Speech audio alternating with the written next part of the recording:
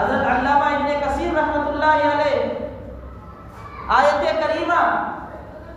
وَلَقَدْ أَخَذْنَا مِيثَاقَ بَنِي إِسْرَائِيلَ وَبَعَثْنَا مِنْهُمُ 12 نَقِيبًا، اور یقیناً ہم نے بنی اسرائیل سے پختہ عہد لیا اور ہم نے انہی میں سے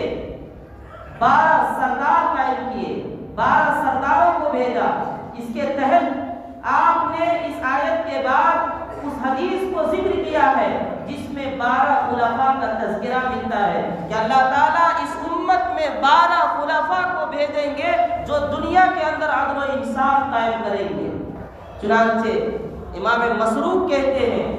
کہ ہم حضرت عبداللہ ابن مسعود رضی اللہ تعالیٰ عنہ کی خدمت میں بیٹھے ہوئے تھے۔ حضرت عبداللہ ابن مسعود رضی اللہ تعالیٰ عنہ ہمیں قرآن کریم پڑھا رہے تھے کہ ہم میں سے ایک آدمی نے سوال کیا، اے ابو عبد الرحمن، ہمیں یہ بتلائیے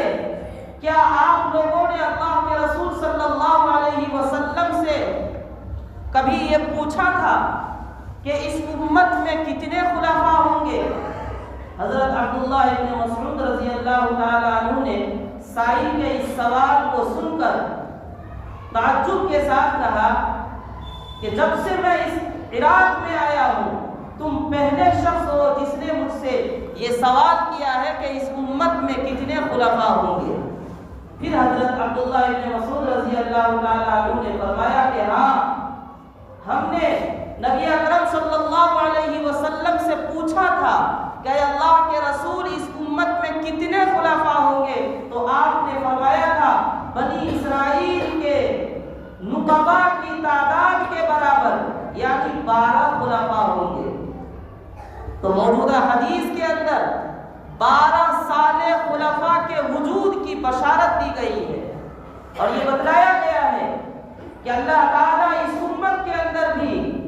اسی طریقے سے 12 خلفاء کو بھیجیں گے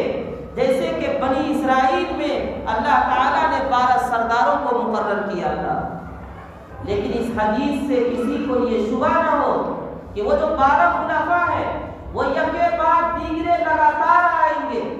ایسا نہیں ہے، بلکہ مختلف زمانوں میں حالات کے اعتبار سے وہ 12 خلفاء آئیں گے اور زمین کے اوپر عدل و انصاف قائم کریں گے، ظلم و بربریت کا خاتمہ کریں گے، جن میں سے کچھ خلفاء ایسے ہیں جو اس دنیا کے اندر آ چکے ہیں۔ ان میں سب سے پہلے خلیفہ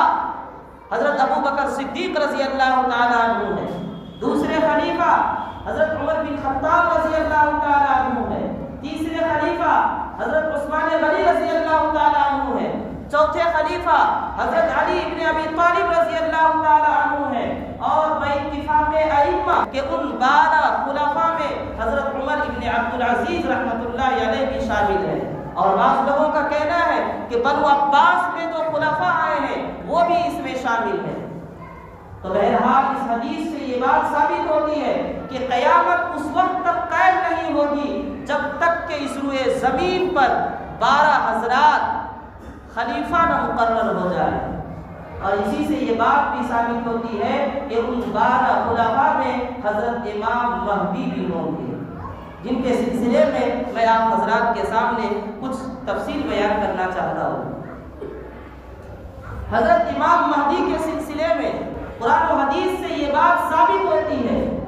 کہ ان کا نام حضور نبی اکرم صلی اللہ علیہ وسلم کے نام کے مشابہ ہوگا،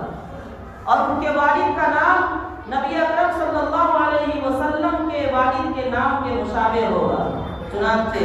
حضرت عبداللہ ابن مسعود رضی اللہ تعالیٰ عنہ روایت کرتے ہیں نبی کریم صلی اللہ علیہ وسلم نے ارشاد فرمایا کہ حضرت مہدی کا نام میرے نام کی طرح ہوگا اور ان کے والد کا نام میرے والد کے نام کی طرح ہوگا۔ اسی طرح مشکات شریف میں ابو داؤد اور ترمذی کے حوالے سے یہ روایت منقول ہے، حضرت عبداللہ ابن مسعود رضی اللہ تعالیٰ عنہ روایت کرتے ہیں رسول اللہ صلی اللہ علیہ وسلم نے ارشاد فرمایا یہ دنیا اس وقت تک ختم نہیں ہوگی جب تک کہ میرے گھر والوں میں سے ایسا شخص جس کا نام میرے نام کے مشابہ ہوگا پورے عرب کا مالک نہ ہو جائے۔ اس حدیث میں اللہ کے رسول صلی اللہ علیہ وسلم نے بیان فرمایا کہ ایک ایسا شخص ہوگا جو پورے عرب کے اوپر حکومت کرے گا اور اس کا نام میرے نام کے مشابہ ہوگا۔ اسی طریقے سے ابو داؤد کی ایک روایت ہے، اس میں اللہ کے رسول صلی اللہ علیہ وسلم نے ارشاد فرمایا کہ اگر دنیا کے ختم ہونے میں صرف ایک دن باقی رہے، مان لو کہ آج آخری دن ہے اور آئندہ کل قیامت ہے، تو اگر دنیا کے ختم ہونے میں صرف ایک دن باقی رہے اور مہدی نہ آئے تو اللہ تعالیٰ اس ایک دن کو اتنا لمبا کر دے گا کہ مجھ میں سے، یا آپ نے فرمایا کہ میرے گھر والوں میں سے ایک ایسا شخص ظاہر ہوگا جس کا نام میرے نام کے مشابہ ہوگا اور جس کے والد کا نام میرے والد کے نام کے مشابہ ہوگا۔ تو نبی اکرم صلی اللہ علیہ وسلم نے یہ بات واضح فرما دی ہے کہ جو مہدی ہوں گے ان کا نام میرے نام کے مشابہ ہوگا اور ان کے والد کا نام میرے والد کے نام کے مشابہ ہوگا، اور وہ دنیا کے اندر آنے کے بعد عدل و انصاف کو قائم کرے گا۔ پوری دنیا میں اس طریقے سے عدل و انصاف قائم ہو جائے گا جیسے کہ پوری دنیا میں ظلم و ستم قائم ہوا تھا۔ چنانچہ حضرت ابو سعید خدری رضی اللہ تعالیٰ عنہ روایت کرتے ہیں، اللہ کے رسول صلی اللہ علیہ وسلم نے ارشاد فرمایا، مہدی میری اولاد میں سے ہوں گے، روشن کشادہ پیشانی والے ہوں گے، ان کی ناک اونچی ہوگی۔ اسی طریقے سے حضرت علی رضی اللہ تعالیٰ عنہ روایت کرتے ہیں، اللہ کے رسول صلی اللہ علیہ وسلم نے ارشاد فرمایا، امام مہدی ہم اہل بیت میں سے ہوں گے اور اللہ تعالیٰ ان کے اندر یہ صلاحیت پیدا کر دے گا۔ اب سوال یہ ہے کہ امام مہدی کے اندر اللہ تعالیٰ کس چیز کی صلاحیت پیدا کر دے گا؟ اس کی صلاحیت حدیث پاک میں موجود نہیں ہے۔ اس میں اس روایت میں یہ بیان کیا گیا ہے کہ اللہ تعالیٰ ایک رات میں اچانک ان کے اندر امارت اور خلافت کی صلاحیت پیدا کر دے گا۔ اسی طریقے سے علامہ ابن کثیر رحمۃ اللہ علیہ اس حدیث کی شرح کرتے ہوئے لکھتے ہیں کہ اللہ تعالیٰ اپنے فضل اور توفیق سے امام مہدی کو نواز کر حقیقت کا الہام ان کے اوپر کرے گا اور ان کو ایسے مقام سے آشنا کرے گا جس سے وہ ناآشنا تھے، جس سے وہ واقف نہیں تھے۔ علامہ بدر عالم میرٹھی رحمۃ اللہ علیہ فرماتے ہیں کہ اس جملے سے یہ عمیق حقیقت بھی واضح ہو جاتی ہے جو ضعیف القلوب انسانوں کے دلوں میں اٹھ سکتا ہے، اعتراض کی شکل میں پیدا ہو سکتا ہے، اور وہ یہ کہ جب حضرت امام مشہور شخصیت ہے تو وہ کیسے اپنے آپ کو چھپائیں گے؟ تو فرمایا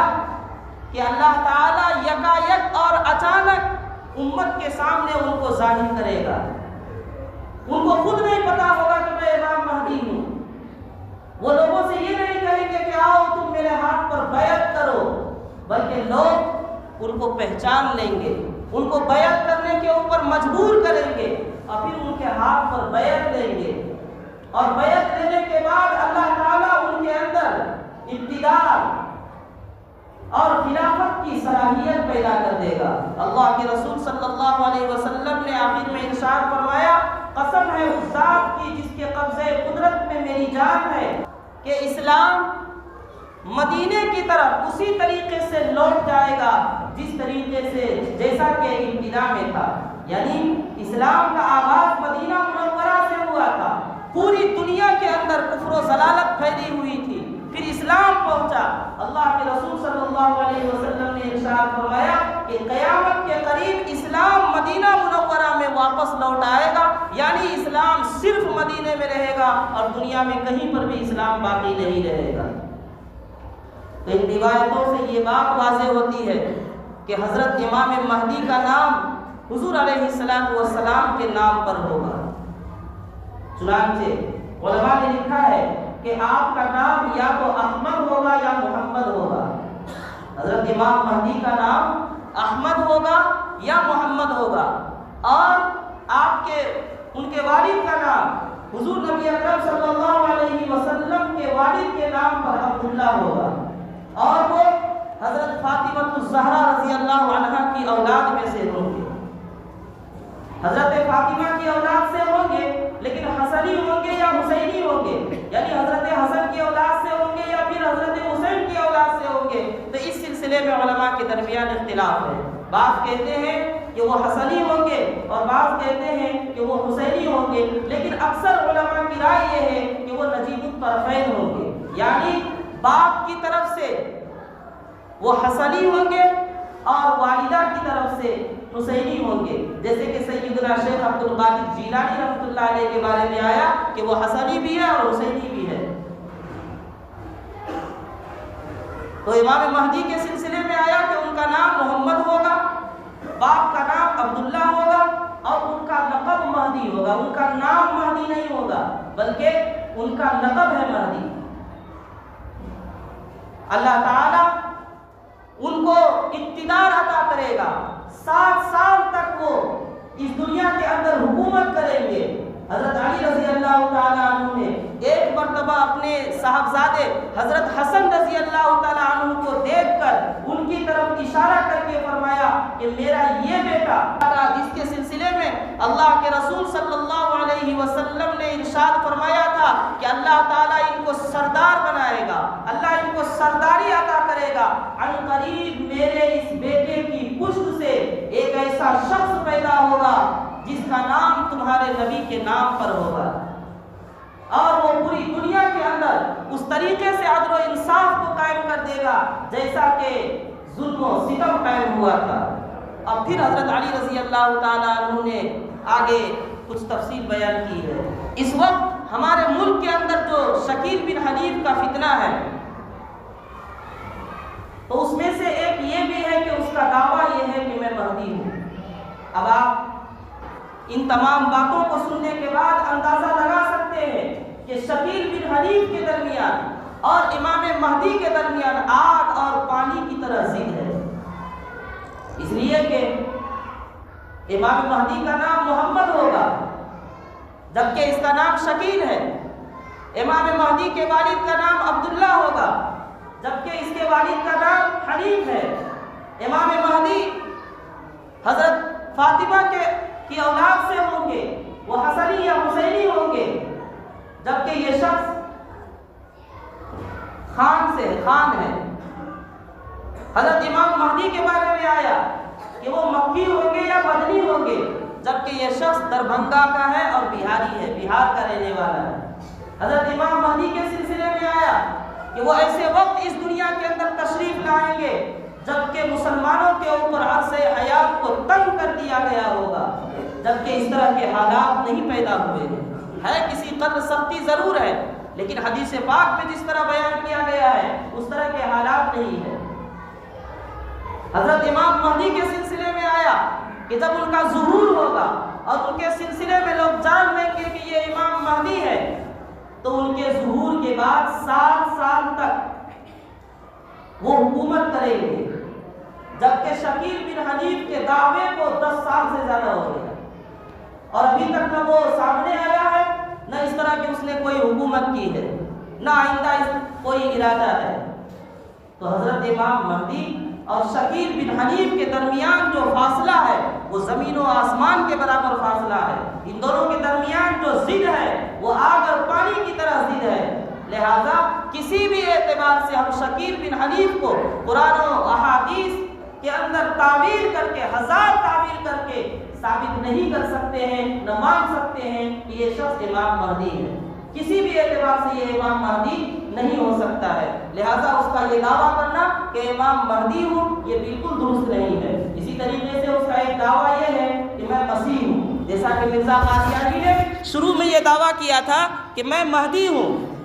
پھر اس کے بعد دوسرا دعویٰ اس نے یہ کیا تھا کہ میں عیسیٰ مسیح ہوں، اور پھر اس کے بعد تیسرا دعویٰ یہ کیا تھا، ختم نبوت کا بھی اس نے انکار کیا تھا، اپنے آپ کے نبی اور رسول ہونے کا بھی اس نے اعلان کیا تھا۔ تو اس طرح کی اور بھی بہت سی باتیں انشاءاللہ حضرات کے سامنے آئندہ ہفتے حضرت عیسیٰ علیہ السلام کے کچھ حالات کو بیان کرنے کے بعد ہم دیکھیں گے کہ شکیل بن حنیف کا جو دعویٰ ہے کہ میں عیسیٰ ابن مریم ہوں یہ درست ہے یا نہیں۔ اللہ تعالیٰ ہم سب کو کہنے سننے سے زیادہ عمل کی توفیق عطا فرمائے.